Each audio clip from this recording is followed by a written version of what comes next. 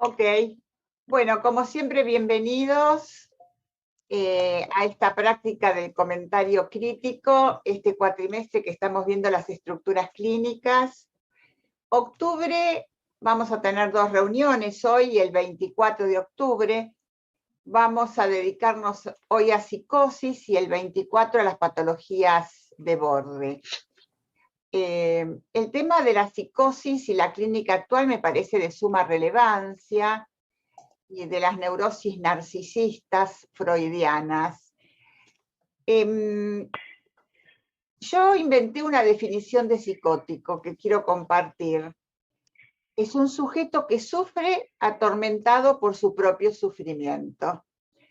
No es una definición a lo mejor muy científica, pero el sufrimiento psicótico es como una piel que el sujeto lleva pegada a su cuerpo y que en muchos casos lo lleva a querer arrancársela.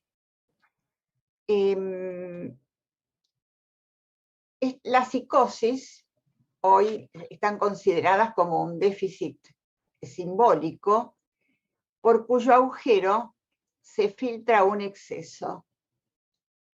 Ese exceso es una intrusión en el cuerpo, como una intrusión que a veces es de voces, de alucinaciones auditivas, a veces de delirios.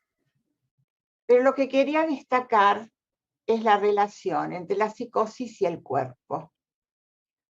En el cuatrimestre anterior hablamos bastante del pasaje al acto, y este concepto me parece que es crucial en la clínica de la psicosis. Para Lacan, lo que el sujeto trata de matar en el pasaje al acto psicótico es ese exceso de sufrimiento, de malestar, que algunos han llamado angustia catastrófica. El objeto perseguidor del psicótico puede ser su propio delirio o alucinación. Y esto lo lleva a ese pasaje al acto de querer matar eso que lo atormenta o de suicidarse, porque es otra manera de matar ese sufrimiento. Freud diferencia las neurosis narcisistas en esquizofrenia, paranoia, melancolía e hipocondría. Nosotros podríamos decir que cada una de estas patologías descarga la angustia de un modo diferente. Pero entonces, ¿qué es lo que tienen en común? Para Freud, el repudio de la castración. Para Lacan, la forclusión del nombre del padre. Para Bion, el splitting o la fragmentación. Hoy podemos decir que frente a un diagnóstico diferencial puede aparecer alguno de estos elementos: la fragmentación de la imagen del yo, los fenómenos elementales, el sujeto indiviso porque para él el otro es absoluto y se le representa o se le presentifica en forma de alucinación. Para hablar de todo esto, que intenté dar una introducción, está con nosotros hoy Darío Arce, quien es médico psicoanalista de APA, función didáctica, ex médico terapeuta en el Hospital de Emergencias Psiquiátricas Alvear y del Servicio de Psicopatología del Italiano. Es ex docente de la Cátedra de Salud Mental de UBA, Medicina, especialista en niños y adolescentes, y tiene una larga trayectoria en Melanie Klein y Bion. Fue colaborador en la escritura del Diccionario de Psicoanálisis Argentino y tiene trabajos sobre Bion, la función alfa, traducidos al italiano y publicados en Italia. También fue fundador de la Red de Memorias del Futuro, que es un grupo internacional abocado a las ideas de Bion. Y fue también miembro del Comité Científico del Congreso Internacional Bion 2020. Como ven, Darío Arce nos va a hablar de Bion seguramente. Darío fue quien eligió los párrafos que voy a pasar a leer a continuación.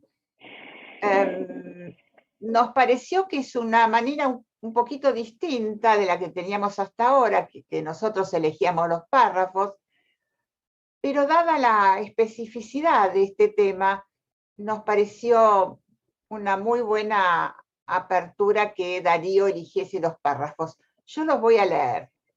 Hay dos o tres, no, hay tres de Freud. Uno de Introducción al Narcisismo que dice: los parafrénicos parecen haber retirado realmente su líbido de las personas y cosas del mundo exterior, pero sin sustituirlas por otras en su fantasía. Cuando esto ocurre, parece ser un intento de reconducir la libido al objeto. En 1916, Freud dice: es casi imposible atacar las neurosis narcisistas con una técnica que no sirvió para las neurosis de transferencia.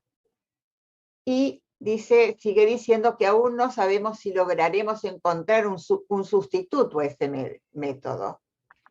En Esquema del psicoanálisis, Freud dice: aún en el caso de estados que se han distanciado tanto de la realidad efectiva del mundo exterior, como ocurre en el caso de una confusión alucinatoria, uno se entera por la comunicación de los enfermos tras su restablecimiento de que en un rincón de su alma, según su propia expresión, se escondía en aquel tiempo una persona normal, la cual, como observador no participante, dejaba pasearse frente a sí al espectro de la enfermedad.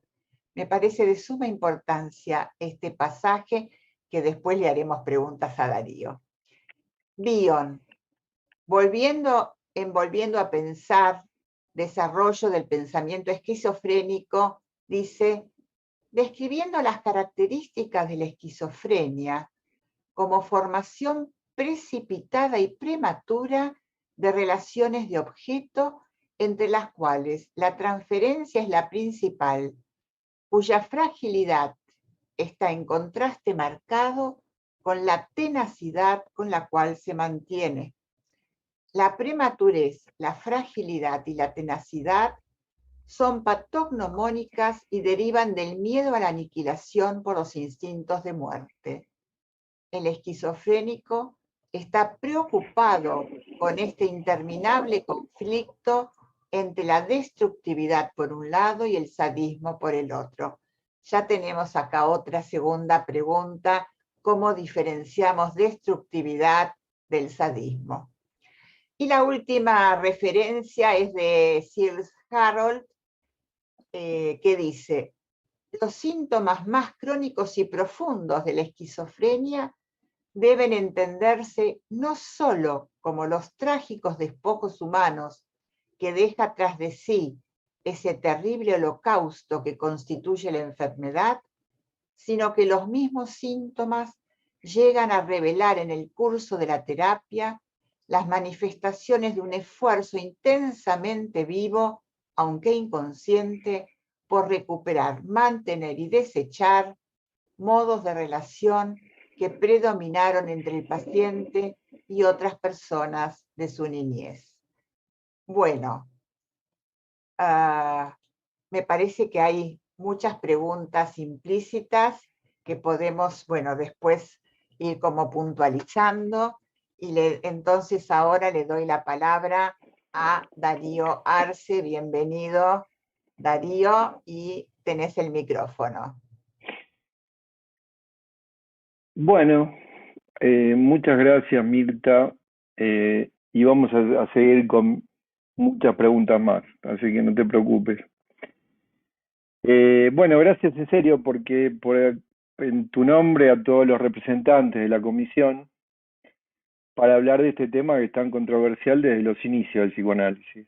La verdad que me siento honrado de estar aquí y en igual proporción asustado, así que no me disculpo de antemano por mi falta de oficio y los errores que pueden resultar de esta falla. Y esto estoy agradecido porque realmente me dio la oportunidad de leer autores que hacía mucho que no leía, pero después de haber hecho algún trayecto por la experiencia, que me cambió bastante las ideas. Pero, pero bueno, me surgieron un montón de cosas nuevas y de preguntas nuevas.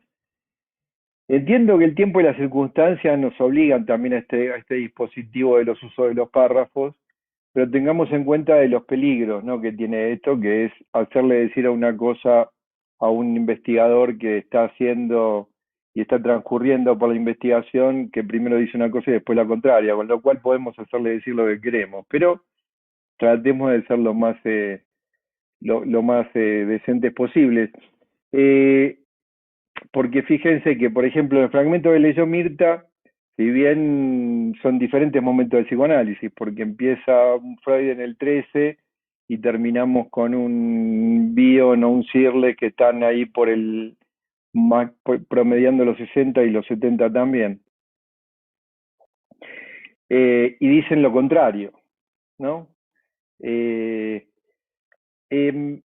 principio, porque estamos estudiando un fenómeno muy heterogéneo, como es la psique, ¿no? Y en la psicosis lo vemos más heterogéneo. Estamos en un funcionamiento en que los funcionamientos son heterogéneos y las temporalidades también. Es como un apretado palimpsesto en el que conviven, se superponen deseos, fantasías, pensamientos, sensaciones, bueno, etcétera.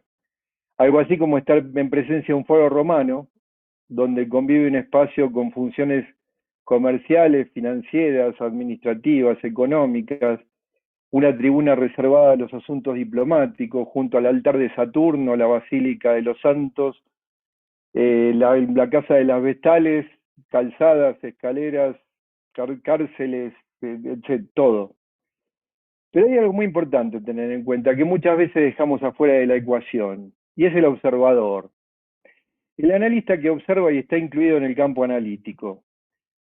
Y con lo cual creo que dependiendo de las aptitudes que tiene el analista para ese particular paciente y para esa particular patología, es capaz de ver cosas diferentes, obtener resultados diferentes, y es posible que también haga teorías diferentes en función de sus posibilidades. Si nos adentramos en el análisis de la psicosis, nos lleva a una confusión y una visualización de un campo tan exuberante como un paisaje del trópico. Estoy inspirado en el trópico. Donde todo se agranda y se desarrolla exageradamente. Los insectos despliegan alas de dragón y los felinos marchan impasibles por exuberantes bosques de helechos gigantes. Pero si logramos sobrevivir al miedo y nos acercamos con cautela, podemos trabajar y ayudar a nuestros pacientes a aprender de esa magnificencia. Cuando uno visita distintos autores sin fanatismos y pone en tensión sus ideas, descubre enormes cantidad de cosas, ¿no? Desde los inicios, Freud escribe muchas cosas sobre la psicosis. De más está decir que sin llegar a ningún acuerdo. Sí podemos decir sin temor a equivocarnos que no tuvo tiempo de ocuparse de hacer una teoría de la psicosis, pero indiscutiblemente tuvo unos chispazos y unas intuiciones geniales, ¿no? Porque en principio dice que no son tratables, porque no hacen transferencia, pero creo que este equívoco es por sujetarse a su propia teoría y no a la observación. El razonamiento teórico es natural y absolutamente coherente. Son neurosis narcisistas, por lo tanto no hacen transferencia. Rechazan al médico con indiferencia. La libido objetal se ha transformado en libido yoica, por lo cual no transfieren sobre objetos. Por sus escritos se nota que no se da por vencido a pesar de todo, pero siempre chocan contra la dificultad. Cree que tiene que contar con el acuerdo del psicótico, del paciente. Que tiene que contar con un acuerdo, con que el paciente pueda hacer un pacto con la realidad. Este razonamiento teórico le impidió ver lo que otros autores, como Rosenfeld, Bion y Searle, desarrollaron más tarde, que les permitió trabajar con psicóticos. El paciente en cuestión es capaz de hacer transferencia, solo que la cualidad es diferente. Es precipitada, prematura y frágil. Algo naturalmente de esto también había descrito Freud cuando en Duelo y Melancolía dice que la relación de objeto tiene una fuerte fijación, es decir, una fijación fuerte al objeto y una fragilidad de la investidura. Esta fragilidad no impide poder trabajar con los pacientes. Le voy a contar brevemente dos historias para que esto sea por ahí más entretenido y podamos también pensar en algunas cosas con la resonancia que tienen las historias siempre, ¿no? Yo estaba recién recibido, apenitas, y a pedido de un colega realicé un reemplazo, una guardia de domingo. En una guardia general, ¿no? Pero era del Piñero. Me llaman de urgencia porque había un paciente excitado. En aquel momento la coordinación de ambulancia de Capital era CIPEC. Llegamos con la ambulancia a la casa y vemos un cuadro entre peligroso y amenazante. Un hombre de 40 años, en cueros, que al vernos entrar a la casa, arroja muebles contra la pared. Y todo lo que encuentra a su paso. En medio de eso, su familia nos lleva a un costado y nos cuenta que tendría que haber, fuera del alcance de los proyectiles, y nos cuenta que tendría que haber vuelto el jueves y era el domingo. El jueves tendría que haberse vuelto a internar en el Hospital Borda, que para quienes no lo conocen, bueno, es el hospital de referencia psiquiátrico del Capital. El paciente parecía no tener ninguna intención de volver al hospital, yo mucho menos la posibilidad de convencerlo. Me acordaba de Raúl Camino, con el que había trabajado en algún momento, que cuando aparecía un paciente excitado, con un cambio de tono de voz lograba bajarlo. Pero yo era una criatura. Y tampoco me sentía en condiciones de hacerlo. Intenté sin mucha convicción hablar con el paciente, pero lo único que logré es que su lanzamiento apuntara un poquito más cerca de donde estaba yo. Además de que me estaba arrepintiendo de haber tomado esa guardia, lo único que se me ocurrió hacer en ese momento es llamar a la coordinación de ambulancias, que me ofreció como solución llamar a la policía. Yo dudé mucho porque dije esto va a ser un desastre, pensé, digo, la violencia va a ser increciente, pero no tenía nada mejor para ofrecer. Entonces vinieron dos patrulleros con 3 policías adentro cada uno y entraron los 6 a la casa. Yo casi me tapaba los ojos, pero para mi sorpresa, cuando llegaron los policías y los vio el paciente dijo: buenas tardes muchachos, ¿cómo les va? ¿A dónde hay que ir? A lo cual yo me quedé perplejo pensando dónde estaba este recién, ¿no? Y por suerte, al poquito tiempo di con ese párrafo que les leyó Mirta de la persona que estaba mirando, observando ahí. Y en ese sentido siempre me quedé mirando, pensando que ese estaba siempre, ¿no? Que aunque no lo veamos, siempre está. Les cuento otra historia, a ver, que para transmitir otra resonancia. Esta fue muchos años más tarde.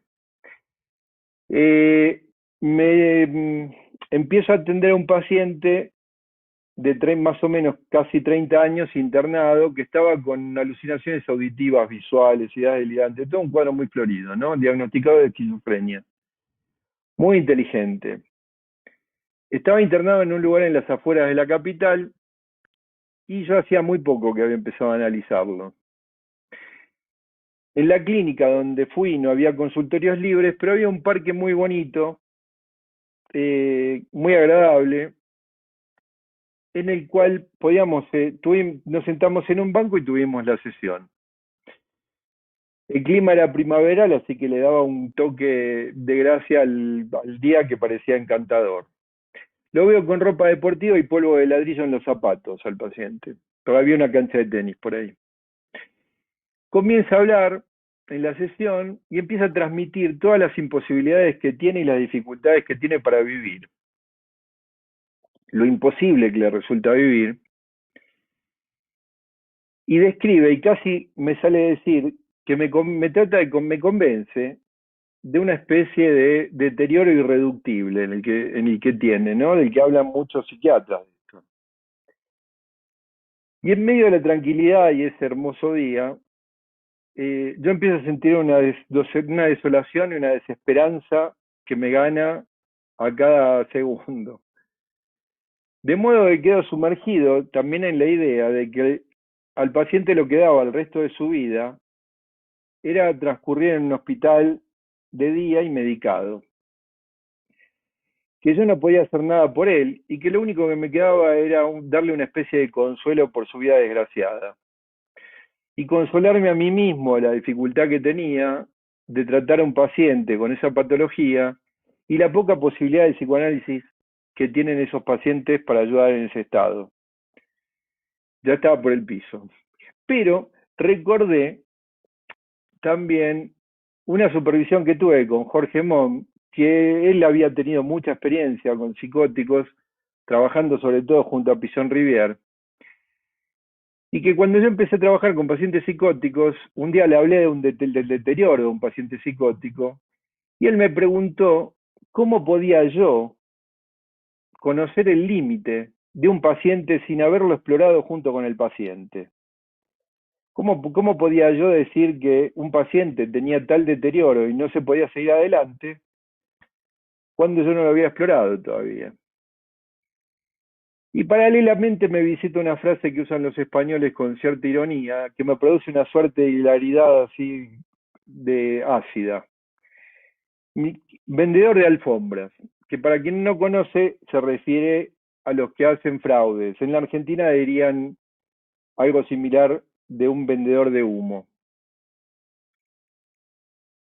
Y pienso que también se me ocurrió esta cosa como que me produjo cierta idealidad como para salir de la desesperanza que tenía, de la desolación que estaba sintiendo. A la par que miro la cara del paciente y lo veo con un rictus en los labios casi gozoso. Y empiezo a pensar que el paciente está tratando de convencerme de que no se puede hacer nada con él, de que lo deje tranquilo metido ahí adentro, en ese parque tan agradable, en el que juega al tenis con otros pacientes, que nadie lo molesta y no se tiene que andar ocupando de las cosas de la vida que le resultan muy difíciles, porque tiene que andar sosteniéndolas incansablemente, etc. Le interpreto esto al paciente y el paciente se ríe con unas ganas que yo me quedo también sorprendido de que lo haya encontrado, le haya gustado tanto. Y vira totalmente el relato, o sea, empieza a hablar de cierto dolor y de las dificultades que que tuvo siempre de relacionarse con el padre. En este sentido, digo, me parece que valdría la pena pensar cómo cada analista podría llegar a quedarse frente a esto de una manera o de otra, porque por ejemplo habría quienes dirían que bueno, el paciente está deteriorado y que no hay nada que hacer y que entonces uno puede lanzarse en ese pensamiento. Podemos pensar en el recorrido que hizo el psicoanálisis, digamos, en el que quedó mucha gente, incluso sigue repitiendo esto que dice Freud, que los pacientes no son tratables los pacientes psicóticos no son tratables con el psicoanálisis, que hay que hacer modificaciones de método, o analistas como Fern, que por ahí dicen que sí se puede tratar, pero que uno tiene que reprimir o suprimir la parte psicótica y puede tratar nada más que la parte que desea hacer insight, digamos, o Rosenfeld y Bion, que hablan de que no hay ningún tema con el tema de cambio de método, que ellos pueden trabajar con el paciente con igual método, transformando cualquier tipo de transferencia o de cosa que aparezca en el análisis, ¿no? Ya, dado que aparentemente todos los analistas hablan del mismo paciente, del mismo tipo de paciente, podemos inferir que no todos son el mismo analista ni que todos tienen las mismas teorías, y muchos menos, todos tienen las mismas aptitudes para trabajar con esos pacientes. De hecho, yo supongo que a mí me ha pasado, y a todos nos ha pasado, que hay pacientes que no les ha ido bien con un analista y nosotros los recibimos y les va bien, y hay pacientes que seguramente no nos fue bien a nosotros y con otro analista sí les ha ido bien. Para quienes gustan de la filosofía, también es cierto que si tenemos una herramienta en la mano, una teoría en la mano, vamos a ver ciertas cosas y otras no. Como dice Martin Heidegger, si uno tiene un martillo en la mano, se le antoja martillar, y ese martillo, a su vez, queda asociado al serrucho y etcétera, como el lápiz a la goma. Muchas veces se habla de que los psicóticos tienen el inconsciente a la vista, por ejemplo, o en superficie. Por supuesto que entendemos la idea de a qué se refieren, pero en rigor, el inconsciente sigue siendo incognoscible, y lo que se manifiestan son representaciones, a las que Bion llama elementos beta. Son representaciones que están más cerca de la acción y de la descarga que las que realizan los neuróticos, pero finalmente son representaciones. Diferentes a las representaciones que realizan los neuróticos, que son capaces de formar derivas y transformaciones que para Bion son elementos alfa.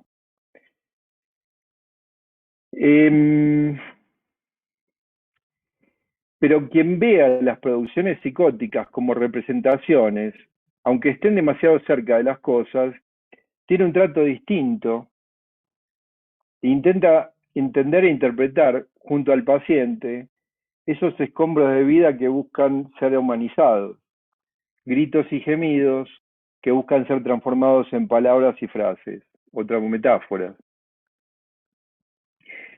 Si yo creo, por la teoría que aprendí, o por no intentar entenderlos, que los síntomas psicóticos son desechos, trataré de que no estén, de suprimirlos, de reprimirlos, de anularlos con medicación para que no estorben. Si creo por experiencia o alguna otra teoría, como por ejemplo la que trae Searle, que no solo son trágicos despojos humanos, que los síntomas llegan a revelar en el curso de la terapia las manifestaciones de un esfuerzo intensamente vivo por recuperar, mantener y desechar modos de relación que predominaron entre el paciente y las personas de su niñez, puedo invitar a esos demonios para que puedan ser incluidos, interrogados y transformados en el análisis del paciente. Si no ponemos en cuestión estas teorías cuando aparecen en el campo, si creemos que el psicoanálisis es lo que hemos leído o traemos como preconcepción y la sostenemos sin abandonarla, si abandonamos la observación y la autoobservación, si nos creemos capaces de ser un ojo neutral que no participa del campo, o nos sentimos a salvo de ser arrastrados por el campo, posiblemente intentaremos tomarnos de los andariveles de la teoría que confirme la posibilidad o la imposibilidad de trabajar con el paciente, y nos entreguemos antes de tiempo a los límites del psicoanálisis. Si yo creo que el paciente tiene que respetar un pacto conmigo o con la realidad, no puedo trabajar con pacientes que posean estas características. La potencia del psicoanálisis parece estar en otro lado, en la transformación de esa dolorosa comunicación que el paciente hace actuando sobre el analista para tratar de hacer pensables las acciones. Para Bion, lograr la transformación de elementos beta en elementos alfa, y que además de hacer transformaciones, el paciente pueda incorporar esa función de transformación. Si el analista logra transformar por medio del trabajo psíquico junto a su paciente eso que Freud menciona como indiferencia, y en el curso del análisis enhebrar en la trama de la transferencia el brutal ataque que realiza el paciente para desconocer la realidad, para evitar el dolor, para destruir sus medios de conocimiento de la realidad y su propio psiquismo, si el analista logra descubrir e interpretar, digo, junto al paciente esos ataques que hace no solo sobre el objeto, sino sobre los elementos que lo ligan a él, si la ligadura a los objetos, si intenta una y otra vez incluir en el campo las formas de destrucción de ligadura a los objetos, posiblemente se encuentra en muy buenas condiciones para transformar esa aparente indiferencia en odio, amor y conocimiento. Y dejo acá para que charlemos un poco porque ya si no lo voy a aburrir.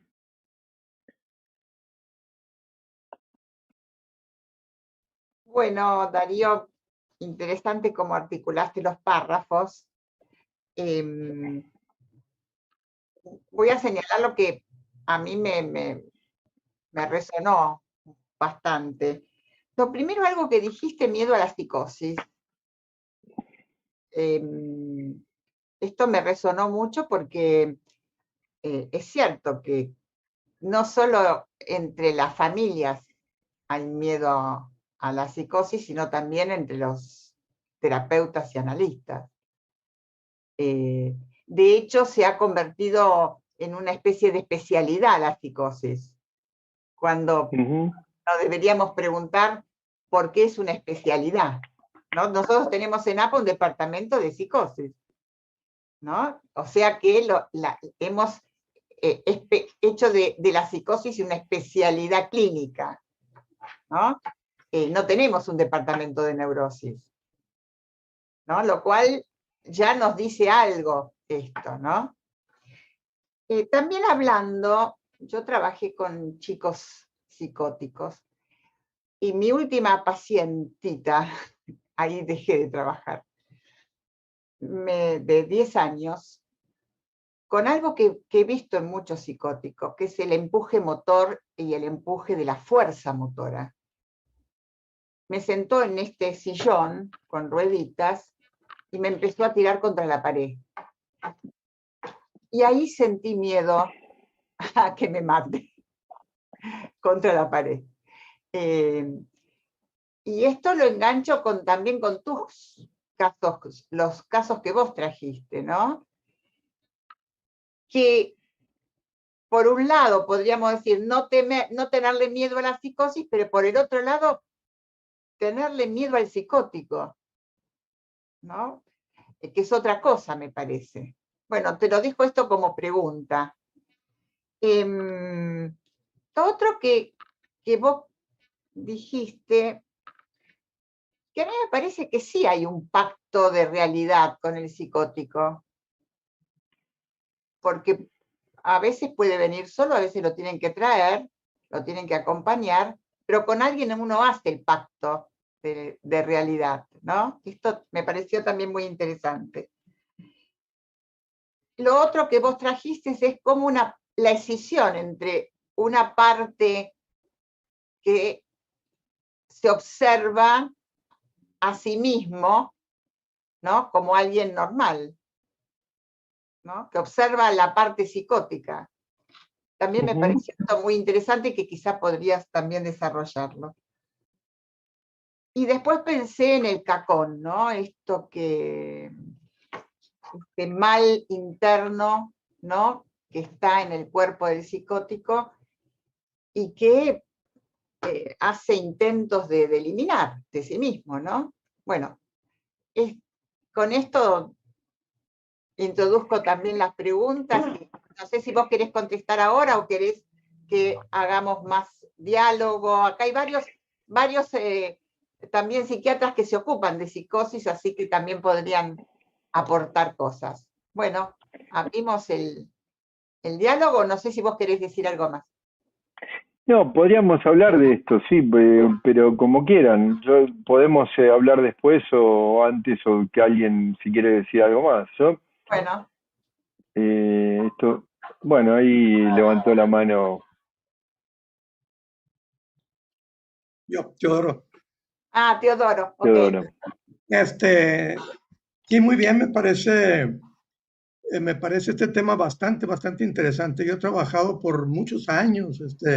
La primera parte de mi carrera fue en un hospital psiquiátrico, en una comunidad terapéutica por 30 y tantos años, 33, 34 años, y con pacientes psicóticos y pacientes limítrofes, ¿verdad? Al principio tuve la oportunidad, no sé ahora qué tanto ustedes logren ver en los hospitales pacientes como los que allá por los 70 y tantos, 80, todavía veíamos pacientes catatónicos, por ejemplo, esquizofrénicos, con catatonías, o pacientes hebefrénicos, no sé qué tan frecuentes sean. Acá con otros ya no es tanto porque no internamos pacientes de eso, más bien son pacientes limítrofes, narcisistas, intentos de suicidio, etcétera, ¿no? Pero es muy interesante y muy importante este tipo de pacientes.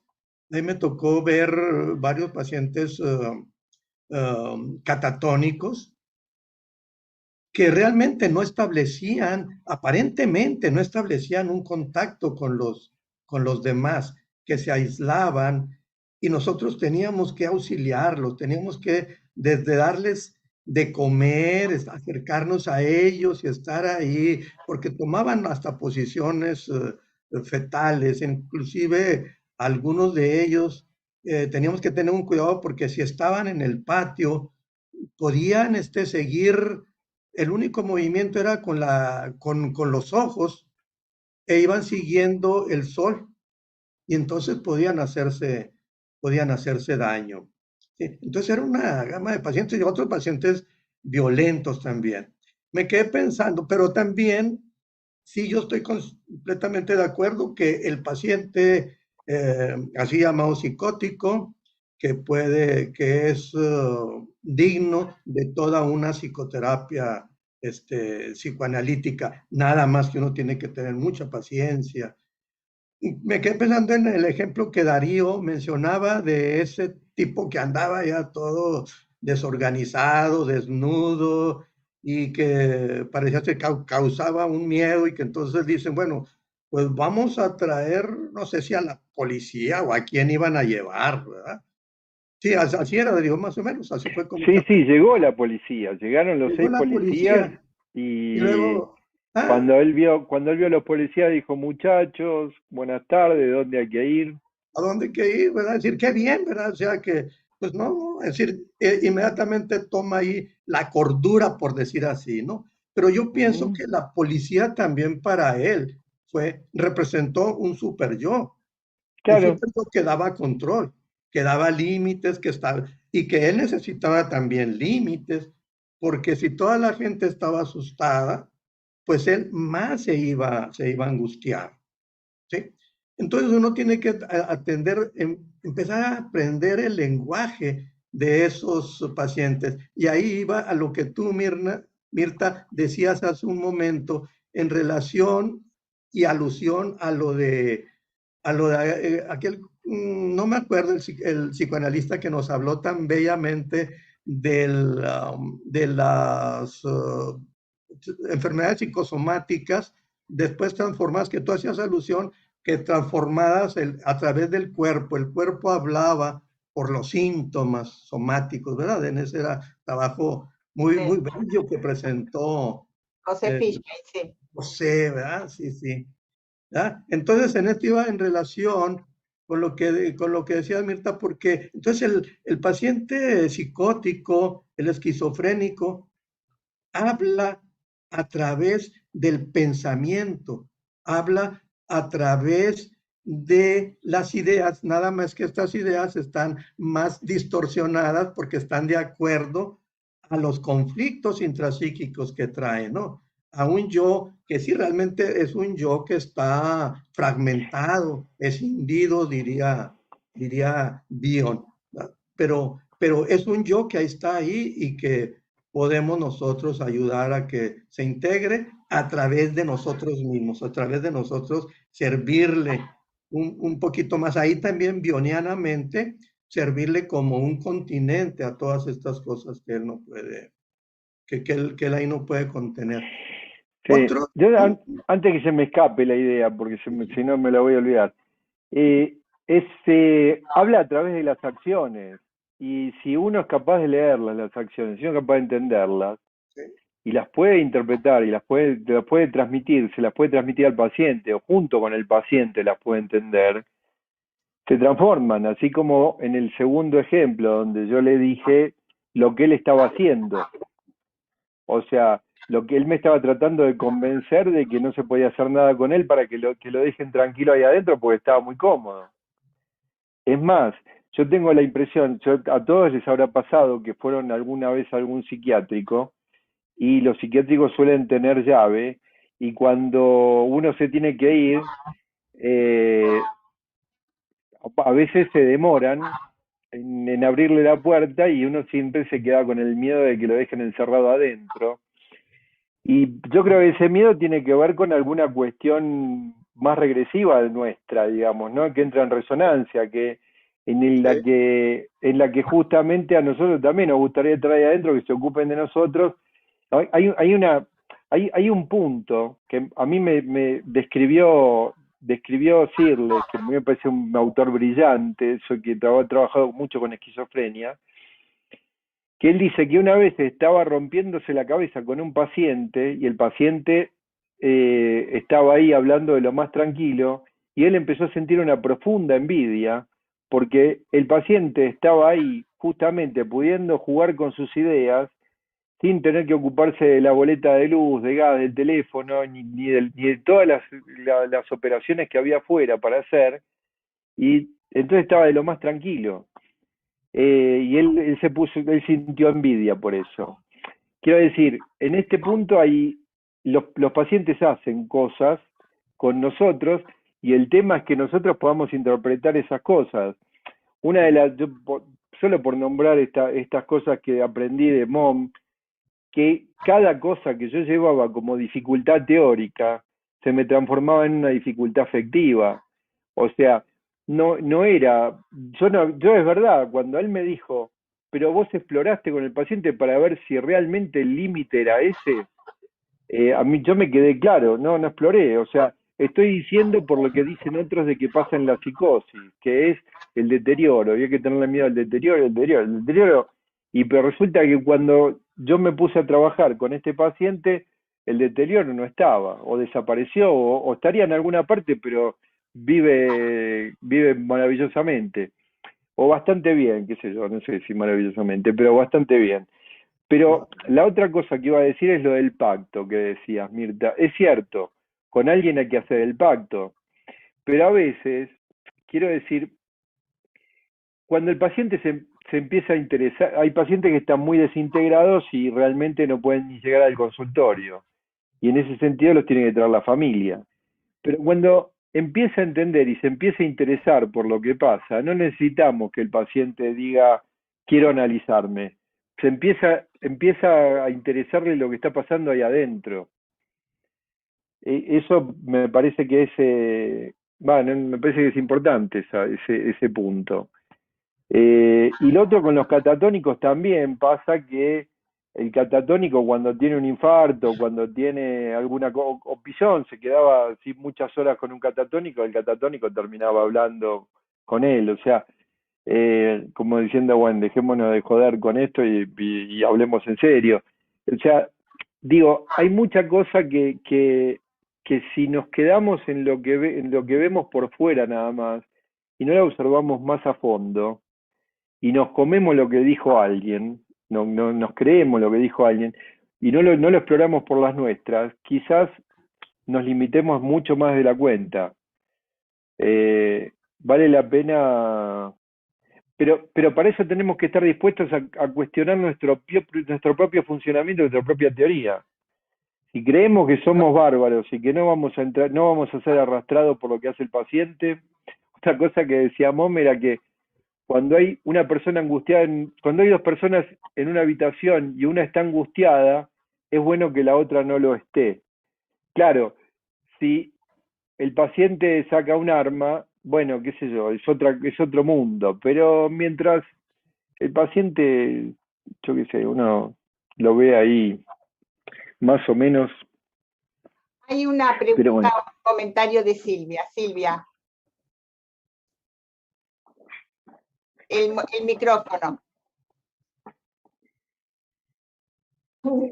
Bueno, a mí me encantó escuchar las presentaciones, la tuya, Mirta, y la de Darío sobre todo. Yo a Darío tuve la oportunidad de escucharlo en APA hace unos cuantos años, presentando un caso clínico, y desde aquella presentación a esta síntesis de hoy, bueno, ha habido tanto aprendizaje que me encanta.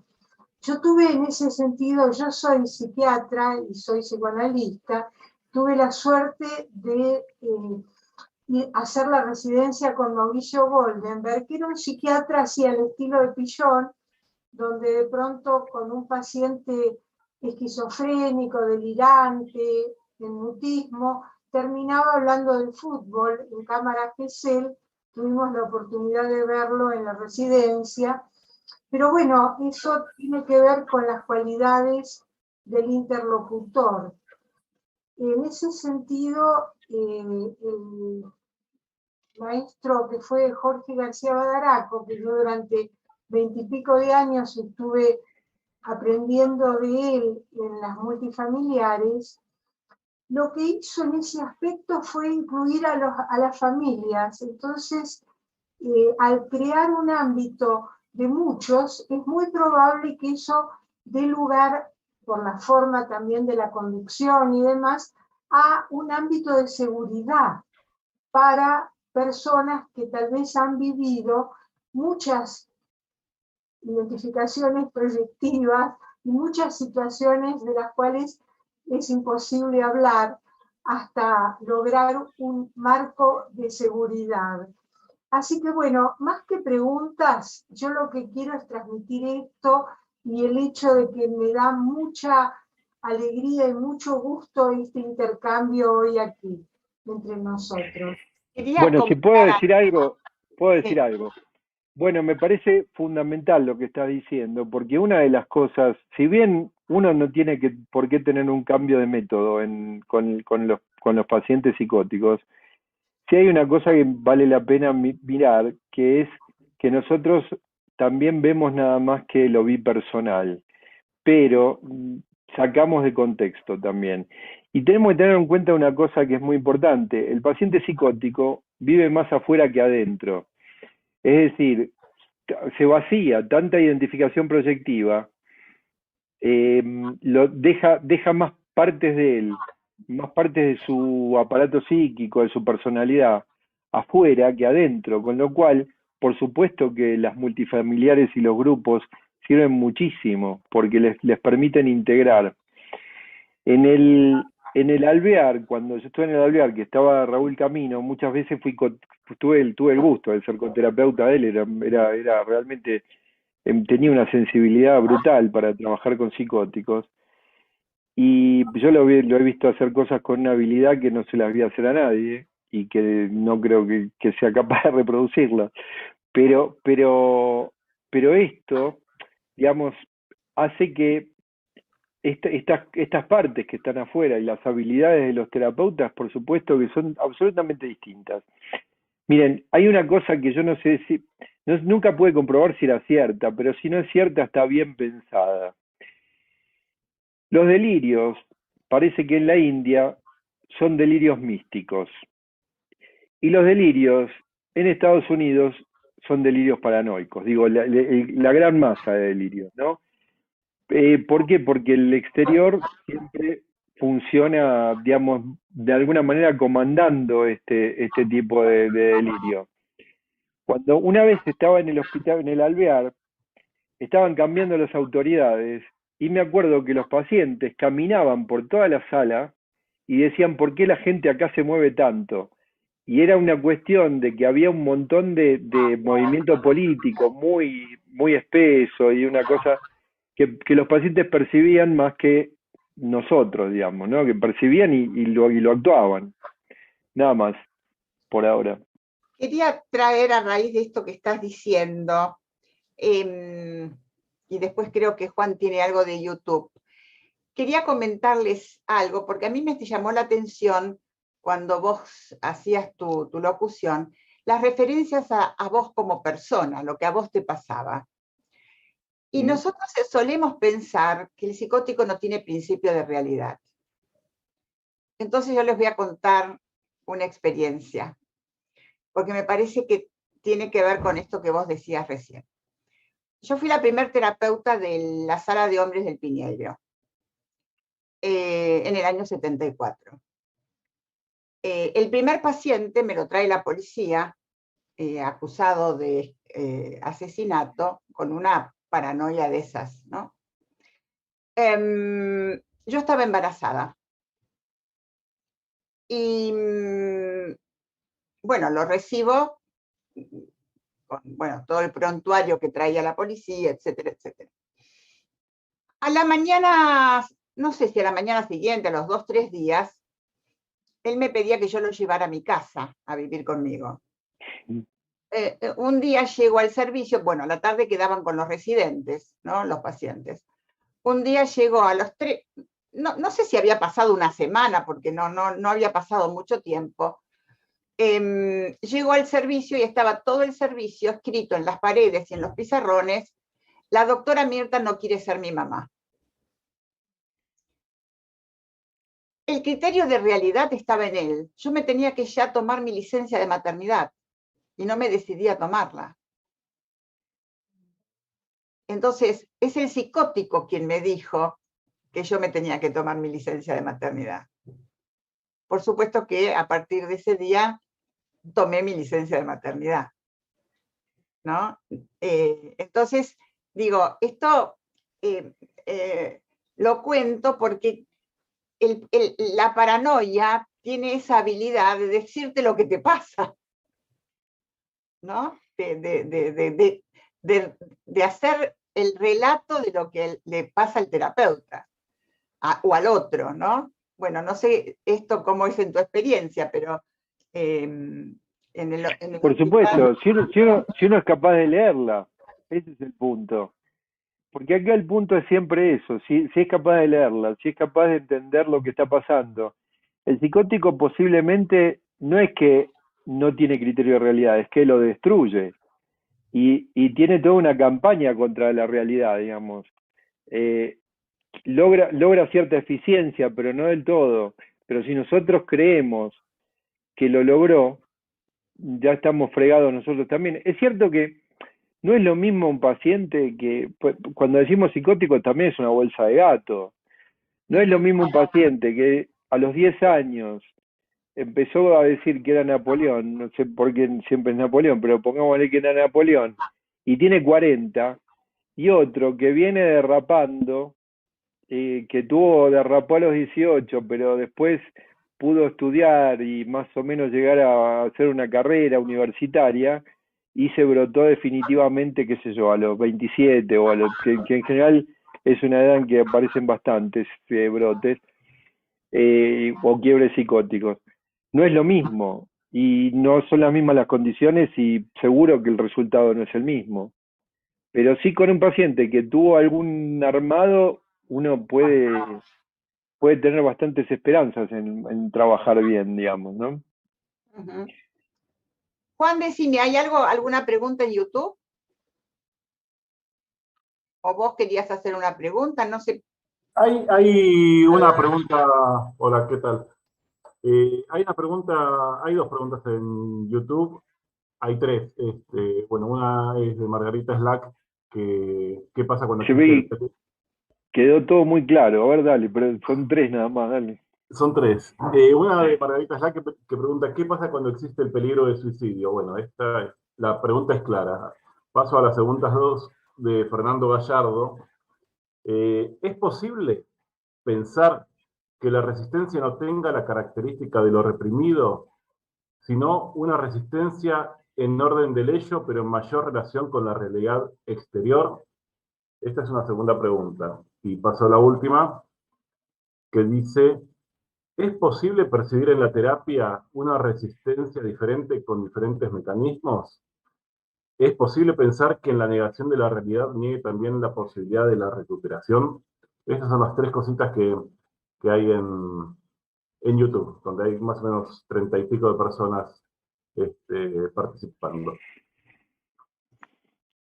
A ver, ¿cómo era la primera? Perdón, que La ya primera la segunda y era... la tercera me mata, la primera es el riesgo de suicidio. Y cuando hay riesgo de suicidio es complicado. ¿Qué puedo decir? O sea, yo diría que si uno está seguro, si uno tiene, si uno cree que se va a suicidar en serio el paciente, y creo que uno puede llegar a percibir esto, tiene que hacer algo más que interpretar. Si uno cree que puede seguir interpretando, puede seguir trabajando. El punto es que me parece que hay que aprender a trabajar hay que aprender a trabajar en general, pero uno tiene que hacer interpretaciones de continente, no puede hacer interpretaciones de contenido, porque si esas interpretaciones de contenido llena un barril de pólvora y manda al paciente a un acting y el paciente se puede matar a alguien, matar al terapeuta o hacer un actinazo que sea también dañino para alguno. Cuando alguien intenta matarse, intenta matar también a su, digamos, esto es viejo como la puerta, intenta matar, bueno, hay muchas cuestiones con el suicidio, no quiero meterme con que hay un solo suicidio, hay muchos tipos de suicidio, hay suicidios rituales, hay suicidios que tienen que ver con montones de cosas, pero siempre el que se mata también mata a los de alrededor, además de que tiene intención de matar a los de alrededor, creo, no esto que decían muerte ajena en cabeza propia, que decían mucho los psiquiatras o los psicoanalistas de la década del 60, qué sé yo. Me parece que sí es así. Ahora, ¿qué hacer?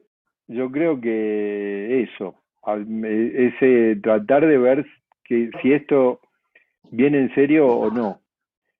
¿Cómo? No sé, eso es una cuestión de intuición, de cuidado y de interpretar continente. Porque si uno interpreta, si hay alguien que plantea algún riesgo de suicidio y uno interpreta contenido y lo está llenando lo está empujando a que se mate. Claro, porque no sabes a dónde estás interpretando, ¿Podrías a dar dónde un estás ejemplo? aumentando. Me parece súper Y interesante esto que estás diciendo. ¿Podrías dar algún ejemplo de una diferencia entre una interpretación de contenido y continente? y por ejemplo, a ver,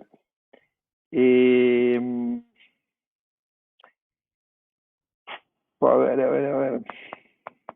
Es difícil inventar. Yo es que lo que me viene a la cabeza son interpretaciones que yo hice en algún momento cuando algún paciente, ahí, mira, acá tenés. Una vez estaba la primera entrevista con un paciente psicótico, ¿no? Y venía pegándola, venía bien, yo venía bárbaro. Era esos días de inspiración únicos. Estaba internado el paciente, con lo cual tenía cierta tranquilidad yo, pero aparte lo estaba conociendo y estaba viendo a ver si lo tomaba o no lo tomaba. Entonces el paciente me dice, bueno, digo, voy poniéndose en contexto. Dice, yo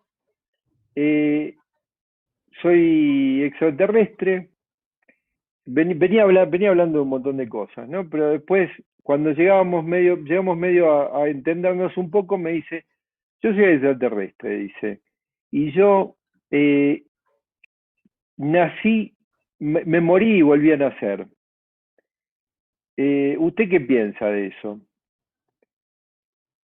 No, sí, ahí ya cuando me empezó a apretar para que yo diga algo, ya me sentí ahí. Digo, no sé, puede ser, no sé por qué me preguntas esto. Bueno, porque mi familia son todos racionales y mi terapeuta anterior era muy racional y él decía que eso no podía ser y que no sé qué. Y entonces, y le digo, bueno, cada uno, ellos pensarán alguna cosa, vos pensarás otra, yo no sabía cómo escapar de ahí.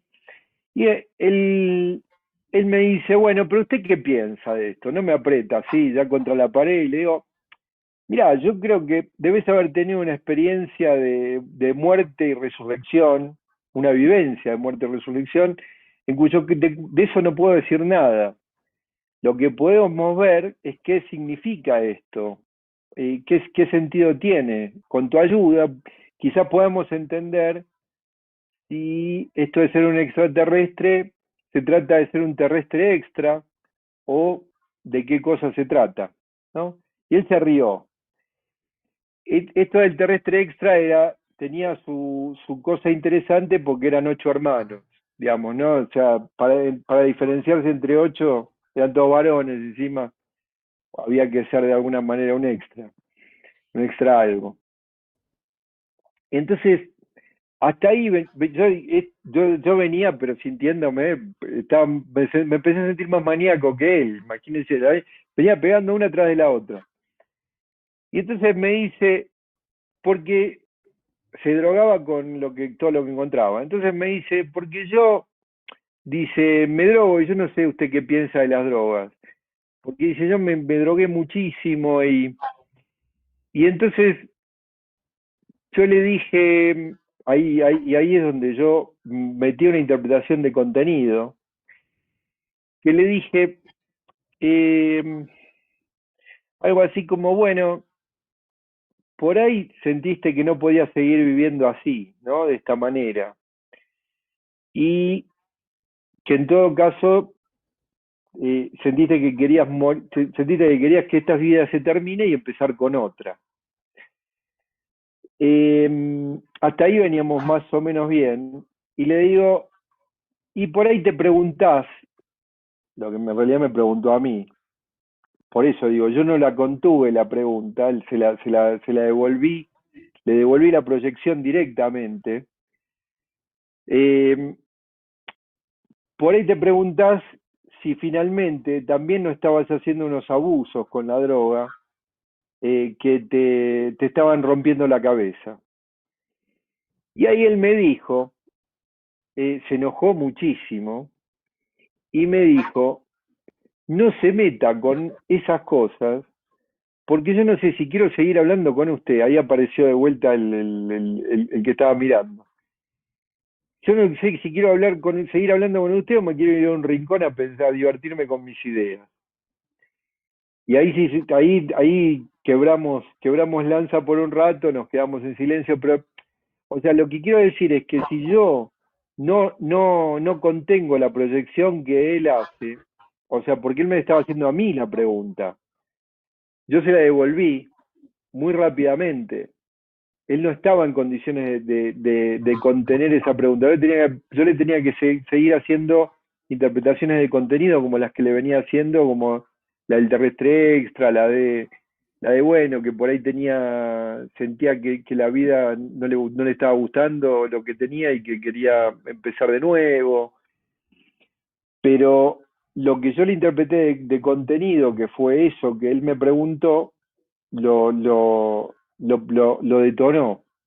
O sea, eso lo llevó a hacer un acting, digamos, en la sesión. No fue grave porque habíamos tenido una muy buena serie de intervenciones entre los dos, nos habíamos entendido bastante bien, y esto fue el último ratito, digamos. Pero Darío, en este sentido que vos decís que estás como, me parece muy interesante para todos, como técnica, como abordaje, ¿no? Esto que estás diciendo de la interpretación de continente o de contenido, porque lo que esta es una pregunta, lo que vos llamás interpretación de contenido, ¿sería darle sentido a lo que él dice? prematuramente. Claro. Y que todavía yo incluso ni lo sé. Adriana Pérez Alarcón levantó la mano, o me equivoco. Está muteada. Vuelvo a decirlo, no te equivocas, levanté la mano. Me parece muy, muy interesante esto del contenido y el continente, de la manera en que lo pones, porque lo que yo estaba pensando, incluso antes de que comenzaras a hablar, era de repente que acá hay dos conceptos básicos. Uno es el concepto de transferencia, cómo uno se para con respecto a la transferencia de este tipo de pacientes, ¿no? Yo soy bastante cojutiana, fui en una época bastante cojutiana, y bueno, se aceptan las transferencias narcisistas totalmente, pero son completamente diferentes a una transferencia neurótica común, digamos, ¿no? Porque estos pacientes, las transferencias que hacen son desde lo grandioso, desde lo especular, desde la idealización. El gran tema con esto, que son transferencias muy fuertes, llenas de odio o de idealizaciones así supremas, el grave problema es que cuando por cualquier motivo que es mínimo, esta transferencia se rompe, esta idealización cae y de repente corremos el riesgo, ¿no?, de no poder seguir un tratamiento. Pero yo lo que te quería preguntar era lo siguiente. Cuando vos hablas de contenido y de continente, interpretar un contenido, ¿sería de alguna manera forzar un juicio de realidad? Sí, totalmente. Entonces, analizando desde el continente, o interpretando, mejor dicho, desde el continente, de alguna manera, no sé en qué forma ponerla, pero le podríamos seguir el juego de alguna manera al paciente con esta presentación psicótica e irreal del momento. Claro, mira, porque está bueno lo que estás trayendo, porque lo preguntaste pero lo sabes. El punto es este. Cuando yo estoy hablando de esto, por ejemplo, de que se murió y volvió a nacer, y de que él es extraterrestre, yo no le digo, yo no sigo el juego, vos te moriste y sos extraterrestre, no le digo eso porque él diría, este es un idiota, esa parte que digamos que mira, dirá, este es un estúpido, me quiere hacer creer que me cree, y si no le digo nada, digamos, también, porque él me estaba apretando para ver para que yo lo lleve adelante eso, si yo le contradigo su sentimiento de muerte y resurrección, y porque para él tiene un sentido, y después lo descubrimos ese sentido, y este sentido puede llegar a ser el sentido que tenía, no porque lo hayamos recuperado de su situación de bebé, de caída interminable, caída libre y agonía, de la que plantea Winnicott, pero sí seguramente de algo de eso. Él tuvo que morir y volver a nacer, porque la vida que venía trayendo digamos, era una vida muy comprimida, era una vida que lo llevaba a una compresión brutal, y que la psicosis, el quiebre psicótico, lo salvó de esto, digamos, ¿no? Porque incluso tenía mucha capacidad, tiene mucha capacidad, con lo cual lo que lo seguía llevando adelante se estaba volviendo loco, se volvió loco del todo. Entonces, si yo le digo que eso no pasó, y lo contradigo y no le sigo en ese sentido del juego, en ese punto, quedo también tan idiota como si le digo, sí, te creo, te moriste y qué sé yo. Yo lo que le digo es esto: mira, yo de eso no puedo decir nada, porque vos tuviste esa vivencia, y esa vivencia es tuya, y no la puedo, no puedo ni opinar sobre eso. Sí puedo, le hago una salvedad de que podemos buscar el sentido que eso tiene. O sea, yo lo que le agrego a eso que él trae, digamos, le sigo el juego en el sentido, sí, le creo, si querés, le sigo el juego, le creo, pero, digamos, veamos de qué se trata. Y también veamos de qué se trata lo del extraterrestre. Yo no le voy a decir, no sos un extraterrestre. Aparte, él sabía también que no era un extraterrestre. Lo que pasa es que me estaba, porque esa es otra cosa que hacen, que es apretan, chicanean, para ver uno cómo sale de ahí, de esas cosas. O sea, el tipo está tratando de destruir la realidad de verdad. Y vos, la única forma que tienen y la única forma que tenemos de trabajar es enhebrarnos en el camino. Si nos logramos enhebrar en el camino de la destructividad, podemos, justamente, después esto tiene su precio, porque después quedamos a veces, yo me acuerdo, yo yo siempre cuento esta anécdota. Yo una vez, me acuerdo, con un paciente, salí de una sesión, saqué la camioneta del estacionamiento de la cochera de mi consultorio y le di en el medio del paragolpe a la columna que hacía 30 años que estaba en el mismo lugar y que nadie me la puso adelante. Le di un viandazo, no fue terrible, pero fue un viandazo.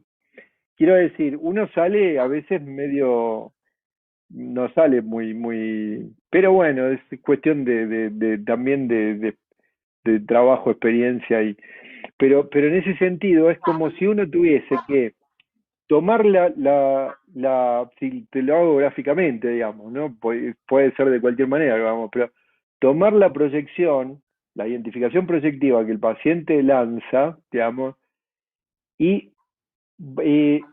aguantarla y devolverle agregándole un poco de sentido. O sea, que no sea prematuro, que tenga que ver con el timing, término que se dejó de lado, no sé por qué motivo, pero se dejó de lado, digamos, de hace muchos años. En el sentido de que uno tiene que devolver algo algo nuevo, digamos, ¿no? Algo nuevo, que sea algo nuevo incluso para mí y para el paciente. Porque para mí lo del terrestre extra o lo de la muerte y resurrección, para mí fue nuevo. Y tratar de encontrar algún sentido a eso también. Y para el paciente también. Digamos, si yo le devuelvo lo mismo, estamos mal. Si le devuelvo lo contrario, estamos mal. Pero si agarro la proyección, la sostengo, y a la vez le devuelvo algo nuevo de sentido, como podía ser el terrestre extra, o como podía ser la discriminación entre la vivencia y el sentido que podía llegar a tener esa vivencia, que lo teníamos que descubrir entre los dos. Ni siquiera yo le dije, con tu ayuda lo podemos descubrir. No le dije, mira, yo te lo voy a decir porque yo sé de qué se trata. No. Digo, vos fijate todos los matices que tiene eso.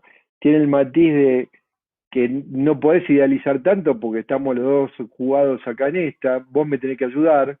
Si no me ayudás, no vamos a ninguna parte. En fin, hay un montón de cosas que están en juego en esa transferencia.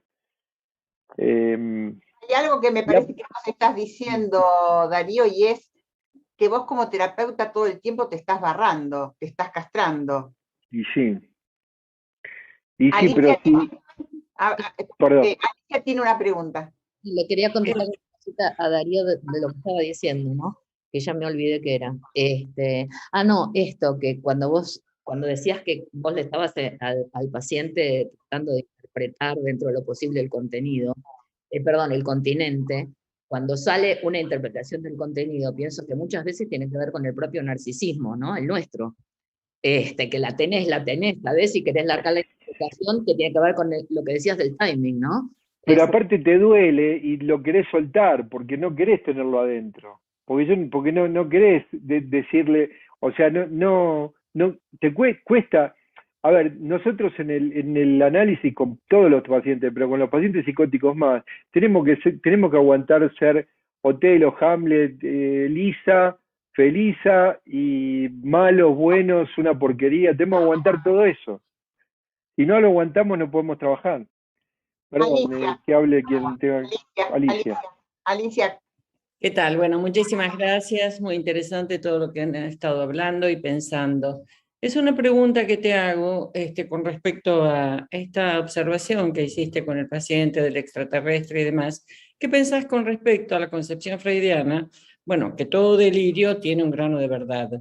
Y en la medida en que el paciente, porque el delirio en cierta forma, hasta donde lo entiendo, tiene una función curativa, entre comillas, y que trabajar justamente con meterse en el delirio puede causar una desestabilización muchísimo más grande en ese sentido, como más bien inclinarnos a ver en el paciente psicótico, ¿por qué llamarlo paciente psicótico? todo aquello que se refiere a la neurosis residual, que creo que en alguna medida vos lo has señalado anteriormente. Es la conceptual, que en la medida en que vayamos analizando la neurosis residual y esto pueda ir ampliándose, va ganando territorio en este margen de comprensión, ¿no? Esta situación, te lo decía, porque esto que has hablado del extraterrestre, habla también es un delirio, pero que un granito de verdad debe tener y ejerce en cierta forma un efecto de estabilización o de curación dentro del paciente. Eso te quería preguntar, que es una conceptualización freudiana, ¿no? Yo lo que, a ver, sí, sí, por supuesto, o sea, todo el delirio, la alucinación y todas las producciones todas las producciones sintomáticas de todos nosotros, ¿para qué vamos a andar dando vuelta? Por supuesto que tienen una función de equilibrio, de intentar restablecer el equilibrio, un equilibrio que se pierde, Claro. digamos, se pierde constantemente y lo tenemos que buscar. Un intento. Claro, pero yo no creo, o sea, digamos, se desestabiliza si haces una interpretación de continente otra vez. Si vos le tratás de reintroducir como hice después, le dijo, vos te moriste, qué sé yo, pero ¿sabés qué pasa? Te quisiste matar de verdad con la droga porque no aguantabas más. Cuando yo le dije eso, el tipo me devolvió un madrazo, o sea, hizo bien. Pero hasta que yo no le dije eso, íbamos bien, yo le iba, justamente, eso lo desestabiliza. Eso desestabilizó la relación entre los dos. Porque yo le devolví un aspecto que no le tenía que haber devuelto en ese momento, que recién después de 5 años o 6 años él pudo pensarlo. Después de 5 años, 6 años de verlo 3 veces por semana, bla, bla, bla. Pero ¿entendés? O sea, en ese punto, si yo seguía con las interpretaciones de continente y no de contenido, si yo seguía con esto de, bueno, el terrestre extra, claro, el delirio, la situación de verdad que tenía era que él hizo un montón de esfuerzo para diferenciarse de los 8 hermanos, y lo logró aparte, porque todos eran intelectualmente brillantes, pero este tuvo una capacidad particular y era extra. Por eso digo, en ese sentido. Perdón, pero no, sí. No, porque quería agregarte también algo que dijiste del otro paciente, la ejemplificación clínica de la entrada de la policía, que en cierta medida obedece. ¿Cuánta importancia tiene?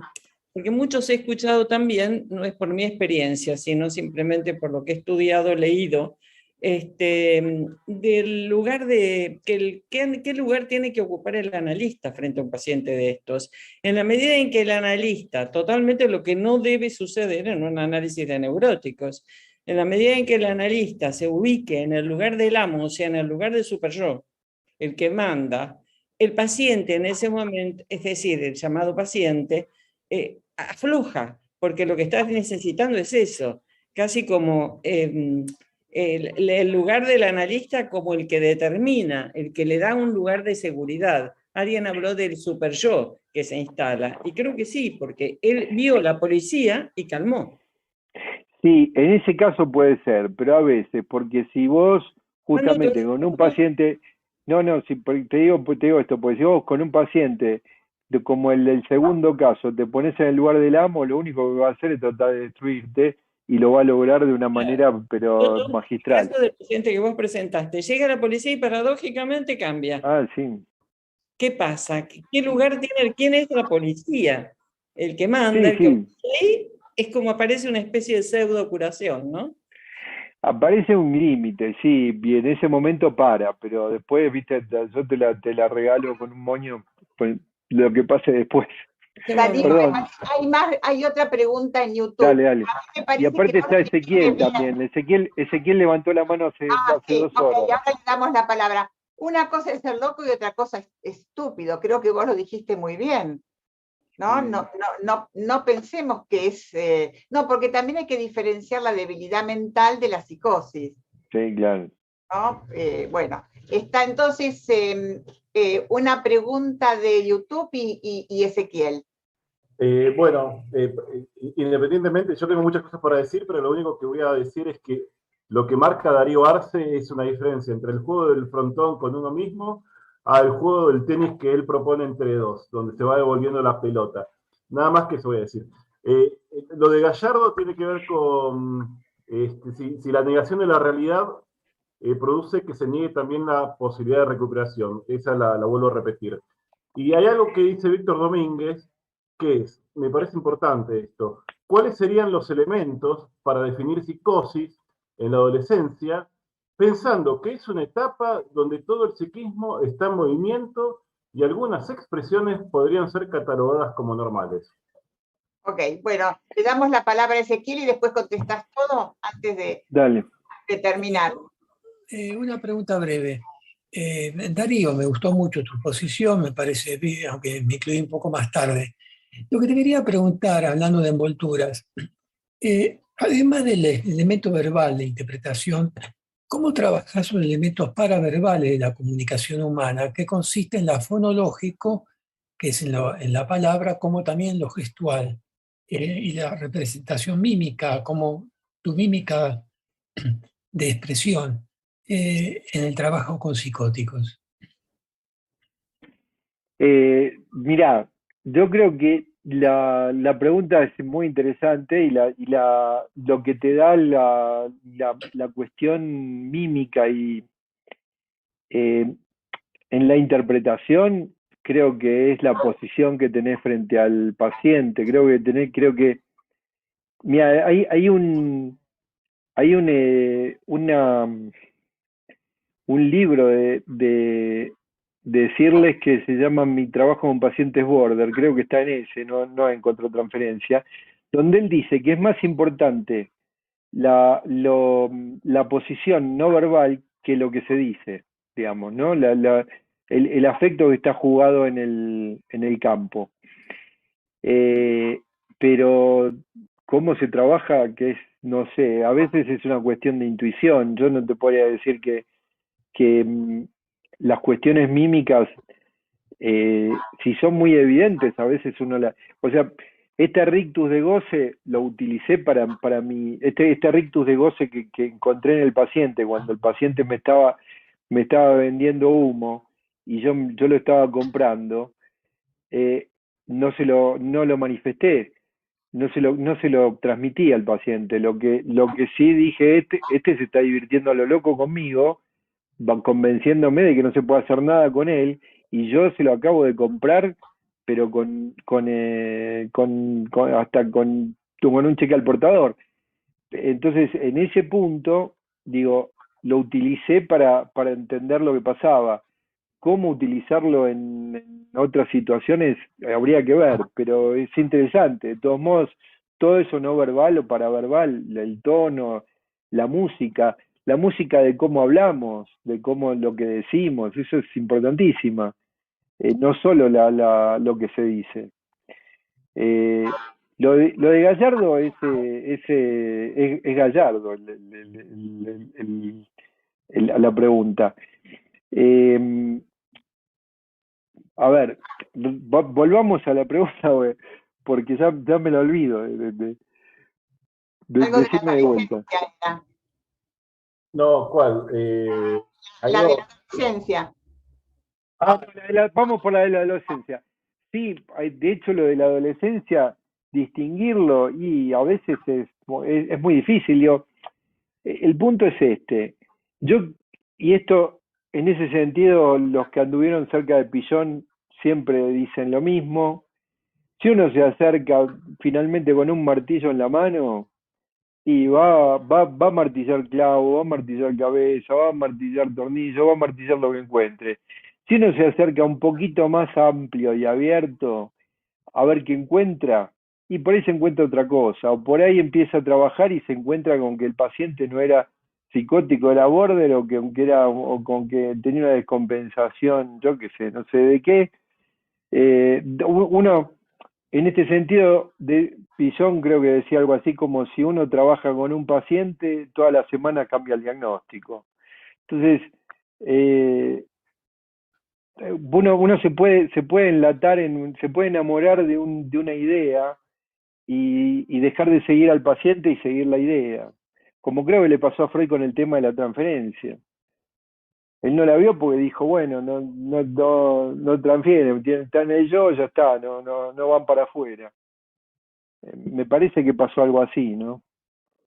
A pesar de lo genial que fue y que nadie puede decir nada, y gracias a Freud. Y después había una más. Sí, la pregunta de Fernando Gallardo, que él dice que si el ello no está, si la resistencia del paciente psicótico no es porque el ello del paciente no está conectado más con la realidad exterior, y a la vez pregunta si la negación de esta realidad imposibilita también su cura, ¿no? Sí, en principio sí.